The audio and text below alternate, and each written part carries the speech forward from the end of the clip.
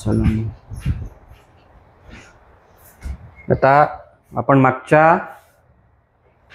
मागच्या लेक्चरमध्ये काय पाहिलं about the introduction of gravitation. Gravitation म्हणजे काय, बरोबर आहे की नाही.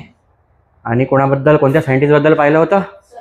आयझॅक न्यूटन बद्दल आपण पाहिलं होतं की त्यांनी सांगितलं की ॲपल टुवर्ड्स द कुठे जाते, एवढं तर माहीत झालं आपल्याला, बरोबर आहे. नंतर इथे बुकमध्ये आपल्याला एक क्वेश्चन आहे.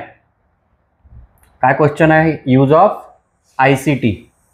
ICTचा वापर करा, म्हणजे collect videos and PPTs about gravitational force of different planets. Different प्लॅनेट्सचा काय पहा, ग्रॅव्हिटेशनल फोर्स आता जसं इथे दिलेलं आहे, इथे दिलेलं आहे की आपल्याला माहित आहे हे सगळे प्लॅनेट्स आहेत. मर्क्युरी, व्हीनस, अर्थ, moon, Mars, Jupiter, Saturn, Uranus, Neptune आणि प्लुटो. प्लुटोला आता लघुग्रह म्हणून घेतात, त्याला एक्झॅक्टली प्लॅनेटच्या लाईनमध्ये त्याचं नाव नाही आहे. आता लघुग्रह, ड्वार्फ प्लॅनेट म्हणतात त्याला. जसं आता मर्क्युरी आता आपल्याला जास्त नाही इकडे, फक्त कशाची घेणं नाही, ग्रॅव्हिटीची, बरोबर आहे. ग्रॅव्हिटी जी आहे ती कशामध्ये मोजतात, तर ग्रॅव्हिटी जी आहे ती मीटर पर सेकंड स्क्वेअर या युनिटमध्ये मोजतात. आता ते का असते, का बरं असते, ते नंतर मी तुम्हाला सांगतो. जसं दूध आपण लिटरमध्ये मोजतो, सोनं आपण ग्राममध्ये मोजतो, किलोत नाही मोजत ना. लग्न आहे 5 किलो सोनं घेऊन येतो, नाही ना, 5 किलो समजून आलं ना. म्हणजे प्रत्येक जसं सोन्याची शुद्धता आहे ती कॅरेट, 22 कॅरेट, 24 कॅरेट, माहीत आहे का नाही, त्याची शुद्धतेचं ते प्रमाण आहे, मोजण्याचं युनिट आहे. तसं ग्रॅव्हिटी कशामध्ये मोजायची, तर हे शेवटपर्यंत लक्षात ठेवा, याच्यावरती फिल इन द ब्लँक्स येते. ग्रॅव्हिटी कशामध्ये मोजायची, मीटर पर सेकंड स्क्वेअर, बरोबर आहे. ग्रॅव्हिटेशनल फोर्सचा हे युनिट आहे, मीटर पर सेकंड स्क्वेअर. जसं आता इथे आपण जर का अर्थ म्हटलं, अर्थ, तर अर्थची ग्रॅव्हिटी जी आहे ती किती आहे, 9.8 मीटर पर सेकंड स्क्वेअर. 9.8 मीटर पर सेकंड ही अर्थची आहे. व्हीनसची किती आहे, व्हीनसची किती आहे, 8.9 मीटर पर सेकंड स्क्वेअर. तेच खूप वेळा आपण लोक म्हणतो की आपण कशावर जाऊ राहायला आता येणाऱ्या काळात, मार्सवर. तो इलॉन मस्क नाही का, त्याचे ते रॉकेट पाठवतो मार्सवरती भरपूर अभ्यास सुरू आहे, बरोबर आहे. तर मार्सवर जर का आपण राहायला गेलो तर आपल्याला इथे बघता येते ग्रॅव्हिटी किती आहे, 3.7 मीटर पर सेकंड स्क्वेअर. आणि ही डेन्सिटी दिलेली आहे प्लॅनेटची, वेगवेगळ्या प्लॅनेटची घनता दिलेली आहे. जसं पृथ्वीची घनता जर का पाहिली आपण 5514 किलोग्राम पर मीटर क्यूब, 3 आहे ना वर, ती क्यूब झाली. हे इतकं लक्षात याच्यासाठी राहू द्या की आपल्याला थोडी माहिती पाहिजे. नंतर इथे बघा व्हीनस किती आहे, 5243 किलोग्राम पर मीटर ही घनता आहे. आणि ह्या सगळ्या डिफरंट प्लॅनेटच्या काय आहे, डिफरंट ग्रॅव्हिटीज आहे. याच्यामध्ये एक सॅटेलाइट पण आहे. हा सॅटेलाइट आहे उपग्रह पृथ्वीचा, नैसर्गिक नॅचरल उपग्रह. मून किती आहे याची, 1.6, म्हणजे पृथ्वीपेक्षा मूनवरती ग्रॅव्हिटी कमी आहे, बरोबर आहे. मग पृथ्वीवर जर का उडी मारली 3 फूट जात असेल, तर मूनवरती जर का उडी मारली तर ती तिच्या कितीतरी पट जास्त उंच जाते, 10 फुटापर्यंत, बरोबर आहे. हे असं आहे. डिफरंट प्लॅनेट्स आणि त्यांच्या काय आहेत त्याच्या इथे दिलेल्या ग्रॅव्हिटी दिलेल्या आहेत, हे येत नाही. पण अर्थची ग्रॅव्हिटी जी आहे, बरोबर आहे, अर्थची, हे इकडे लेक्चर सुरू असताना खोकलणे, कंपास पाडणे, जेवढा न्यूसन्स क्रिएट करता येईल तेवढा करत जा. आता हे सगळे व्हिडिओतच जाणार आहे वरती, आता हे कट थोडी करणार आहे मी, है ना. तर घरून आडुळसा वगैरे काय असते ते अजून रामदेव बाबांचं ते पिऊन येत जा जरा, आहे की नाही, म्हणजे ते रेकॉर्ड नाही होणार त्याच्यात, ठीक आहे. आता इकडे बघा, इथे अजून कोण आहे, सॅटर्न, त्याची पण ग्रॅव्हिटी किती आहे, जवळपास, आहे की नाही. तर जितकी जास्त ग्रॅव्हिटी असते तितकं जास्त वेट फील होते, वजन. आपण जेव्हा वजन घेतो तेव्हा पायाखाली काय ठेवतो, वजन काटा. तर त्या प्लॅनेटनी आपल्यावरती लावलेला फोर्स हा त्या वजन काट्यामध्ये दिसतो. याच्याबद्दल पण पुढे चॅप्टरमध्ये आपण शिकणार आहे. चला आपण याच्यात टाइम वेस्ट न करता पुढे जाऊ. तर हे झालं डिफरंट प्लॅनेट्स आणि त्यांचे डिफरंट ग्रॅव्हिटेशनल फोर्स. ते कशामध्ये मोजतात, ही युनिट लक्षात ठेवायचं, मीटर पर सेकंड स्क्वेअर. पुढे जाऊ, पुढे जाऊ. काय आता नेक्स्ट टॉपिक आपला, force and motion. Force and motion. आपण फोर्स म्हणजे काय हे मागच्या क्वेश्चन मध्ये पाहून घेतलं होतं. वेगवेगळ्या प्रकारचे फोर्सेस पण पाहिले होते, आठवत असेल तर, gravitational force, magnetic force, frictional, आहे की नाही. आणि त्या फोर्समुळे दिशा बदलते, व्हेलॉसिटी बदलते, डिस्प्ले तेच, नंतर शेप बदलतो, डायमेन्शन बदलतात, हे आपण सगळं फोर्समुळे होते पाहिलेलं आहे. तर आता त्याच्यासमोर फोर्स आणि मोशन बद्दल आपल्याला पाहायचं आहे. बरोबर आहे.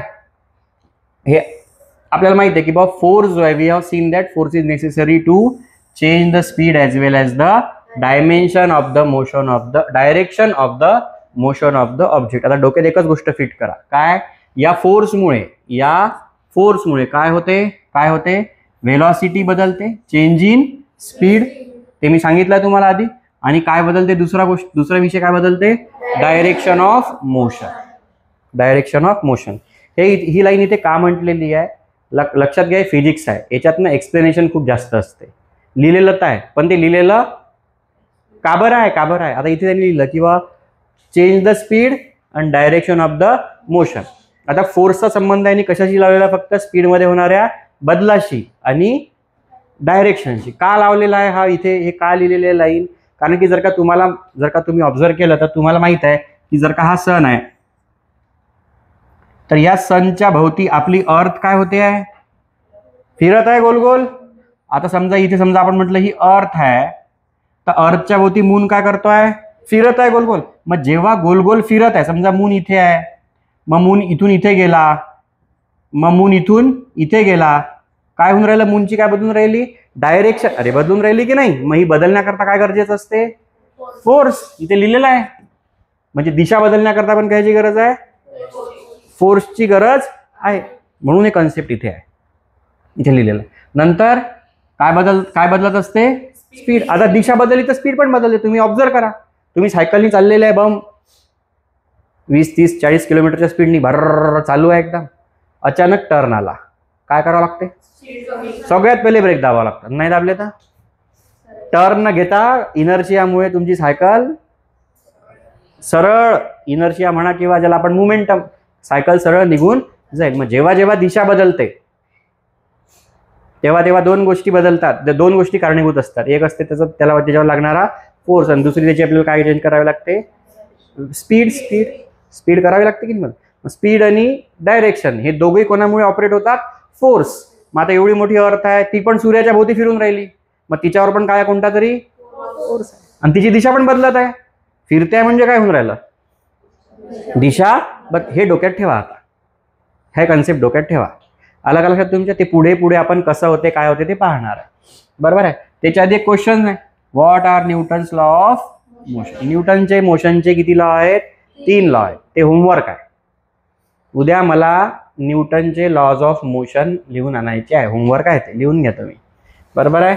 न्यूटन्स लॉज ऑफ, हे इथे फक्त पुस्तकावरती काय करा, असं लिहून घ्या बुकवरती पटकन, HW, homework. Then there is an introduction to the scientist. बरोबर आहे. हा, इथे बघा काय लिहिलेलं आहे, नावासमोर काय लिहिलेलं आहे, ग्रेट. नुसतं सायंटिस्ट नाही, कोणते सायंटिस्ट, ग्रेट, महान, आयझॅक न्यूटन. 1642 to 1727 जन्म झाला, मृत्यू झाला. ग्रेटेस्ट सायंटिस्ट आहेत, वन ऑफ द ग्रेटेस्ट म्हणजे भारतामध्ये किंवा जगामध्ये असणाऱ्या ग्रेट सायंटिस्ट पैकी एक. बरोबर आहे. He was born in England. He gave his laws of motion. बघा, laws of motion, equations of motion and theory of gravity. सगळं यांच्या भरपूर काही आहे, खूप शोध लावले, म्हणजे पूर्ण जीवनच शोध लावण्यात गेला यांचं. बरोबर आहे.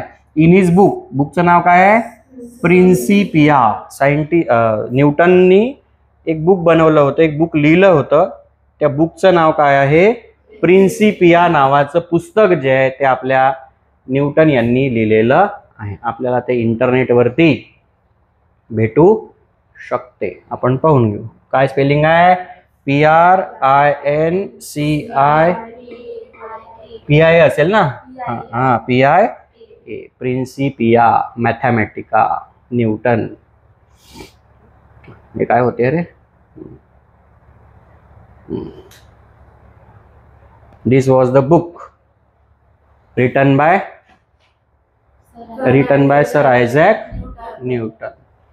प्रिन्सिपिया हे पहा ऑथर है ना Isaac Newton.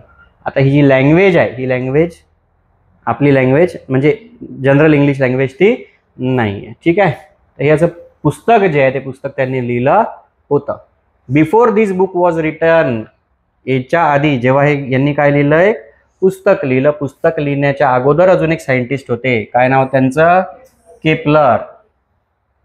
Had given 3 laws describing planetary motion. 3 law न्यूटनचे. आता क्वेश्चन पाहिलं ना आपण राईट 3 लॉ. आणि 3 लॉ कोणाचे केपलर्स. हे केपलर्सचे 3 लॉ दरवर्षी असं समजून घ्या तुम्ही पेपरमध्ये 3 मार्काला येतात. आणि हे केपलरनी 3 लॉ कोणाच्या संदर्भात दिले होते प्लॅनेटरी मोशन्सच्या संदर्भात दिले होते. प्लॅनेटरी मोशन काय आहे तर सिंपल. एक प्लॅनेट आहे तो कोणाच्या भोवती फिरून राहिला सनच्या भोवती. तुम्ही विचार करा फिरून राहिला तो बांधला गेलेला का दोऱ्याला. आता बघा पुढे जर का आपण दोरा घेतला आणि दोऱ्याला काय लावला दगड आणि तो एका हातात धरला आणि असा गोल गोल फिरवला फिरतो तो जोपर्यंत दोरा बांधलेला. दोरा सोडला तर काय होईल तो ज्या दिशेला असेल तुम्ही तो दोरा कापताना त्या दिशेला सरळ निघून जाईल की नाही निघून.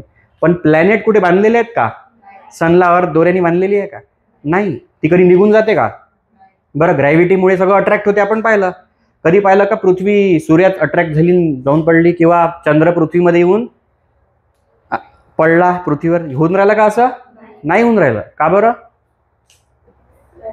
काहीतरी आहे कन्सेप्ट आहे समजून घ्या. हाच कन्सेप्ट या चॅप्टरमध्ये आहे. पृथ्वी गोल फिरते. गोल फिरत असताना फोर्स लागतो. फोर्समुळे दिशा बदलते.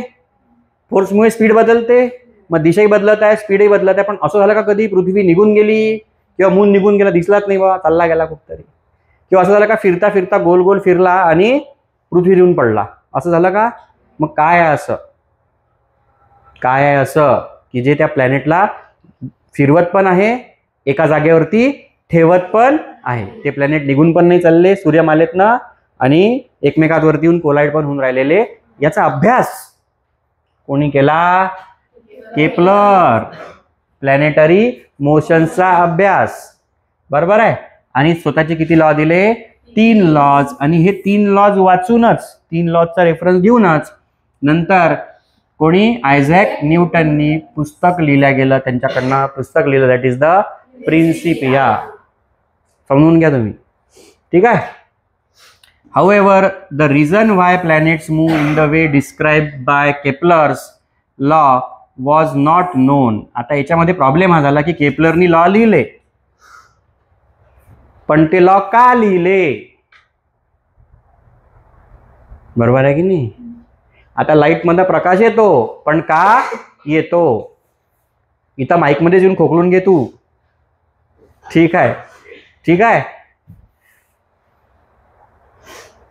व्हाय परत आपल्याला तो माहिती आहे तुम्हाला सायंटिस्टचा एकमेव मी तुम्हाला म्हटलेलं आहे त्यांना काय असते प्रश्न पडतात बरोबर आहे. आता यांनी ते लॉज दिले पण ते लॉ का दिले जे आता पुढे शिकायचं आहे त्याच्याबद्दल डेरिव्हेशन केलं नव्हतं. न्यूटननी with his theory of gravity mathematically derived Kepler's law. केपलरनी लॉ सिद्धांत सांगितले 3 पण ते सिद्धांताचं विश्लेषण डेरिव्हेशन कोणी केलं न्यूटननी केलं. का न्यूटन मोठे आहे. In addition to this, Newton did groundbreaking work in several areas including light, heat, sound, mathematics. भरपूर जागेवरती केपलरनी जे आहे ते काम केलेलं आहे बरोबर आहे. थोडंसं इकडे घेऊन घेऊ. आता है ना म्हणजे तुम्हाला ते हाईट नाही दिसणार लाईट दिसेल है ना. आणि सगळ्यात main he invented a new branch of mathematics this called calculus. या ब्रांचला आपण काय म्हणतो कॅल्क्युलस असं म्हणतो. हे पुढे तुम्ही शिकाल अजून आता लाईफमध्ये तर तुम्हाला हे शब्द पुढे येतील. And his wide ranging applications in physics and mathematics. Physics आणि मॅथमॅटिक्समध्ये खूप नाव आहे म्हणजे बाप आहे हे फिजिक्सचे आणि मॅथ्स. यांच्याशिवाय मॅथ्स आणि फिजिक्स नाही. He was the first scientist to construct a reflecting telescope. पण यांनी बनवला. 10व्या नंबरचा चॅप्टर आहे आपल्याला स्पेस मिशन नावाचा सगळ्यात शेवटी. त्याच्यामध्ये जे टेलिस्कोप जे आहेत आहे ना, स्पेस मिशन, यस, हा चॅप्टर आणि तो चॅप्टर कोरिलेट आहे झालेला, बरोबर आहे.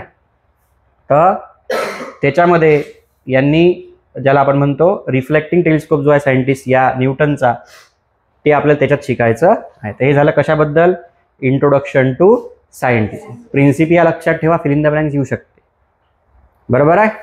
त्याच्यानंतर 3 लॉ केपलरचे होते, 3 लॉ न्यूटनचे 3 लॉ होमवर्क आहे. केपलरचे 3 लॉ आपल्याला पुढे आता शिकायचे आहे. त्याच्यानंतर त्यांनी भरपूर एरियामध्ये ग्राउंड ब्रेकिंग वर्क केलं, लाईट, हीट, साऊंड आणि मॅथमॅटिक्स. नवीन ब्रांच आणली मॅथमॅटिक्सची, त्याला आपण काय म्हणतो, कॅल्क्युलस, बरोबर आहे. आणि त्यांनी काय बनवलं होतं, एक रिफ्लेक्टिंग टेलिस्कोप पण बनवला. हे आहे इंट्रोडक्शन अबाउट द सायंटिस्ट. महत्वाचं आहे हे प्रिन्सिपल, महत्वाचं म्हणजे ते नावच खूप महत्वाचं आहे.